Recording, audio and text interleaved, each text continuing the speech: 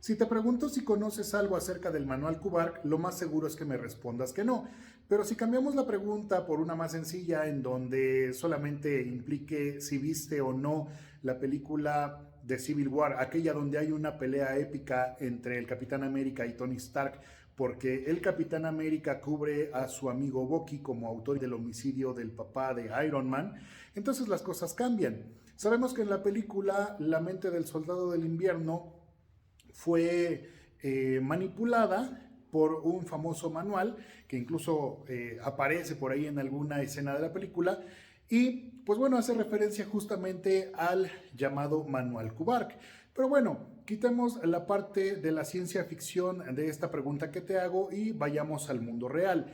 Efectivamente, el manual Kubark existe, pero de una manera distinta. En la vida real, su connotación o su objetivo real era funcionar como un manual de técnicas de interrogatorio, contrainterrogatorio y también como un manual de tortura sin contacto. Recordemos que la tolerancia de la tortura física, la tolerancia internacional ante este tipo de flagelos, se dio justamente en la Segunda Guerra Mundial y que posteriormente a ella distintas naciones decidieron generar algunos tratados internacionales, así como la creación de la ONU, para evitar justamente que se repitieran este tipo de hechos. Entonces, ¿qué pasa posteriormente con este famoso manual?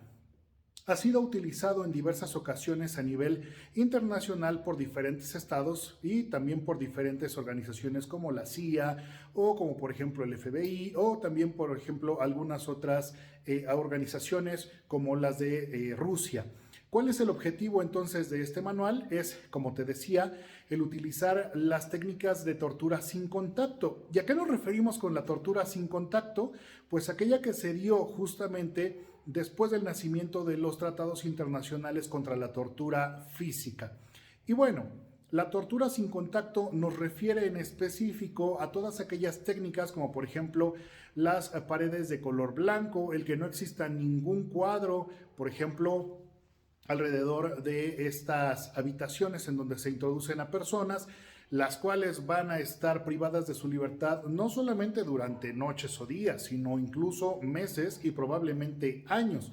Los colocan en posiciones bastante difíciles físicamente, como por ejemplo sentados en cuclillas y con las manos ancladas al piso. O bien, por ejemplo, hay una técnica de insonorización de las paredes para evitar justamente que haya un traslado de sonidos y que pues bueno, esto termine por generar un problema cognitivo en el sujeto.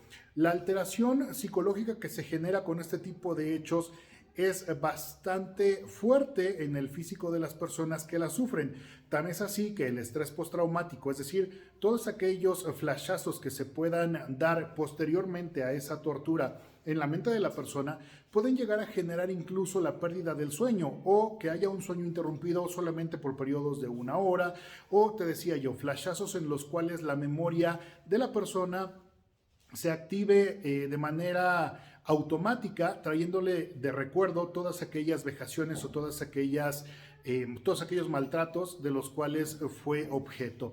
Entonces, bueno, el manual Kubark existe, se utiliza todavía e incluso algunos documentos de Estados Unidos en los cuales se trata de justificar el uso de la tortura sin contacto están todavía activos. Por allá te recomiendo que vayas a buscar los documentos de John Yoo, que era uno de los secretarios estadounidenses que establecía o justificaba el uso de la tortura regulada, tanto de contacto como aquella sin contacto. Entonces, esto fue el manual Kubark y el uso real de la tortura sin contacto. Cuídense mucho, espero que les sirva el video y nos vemos la próxima.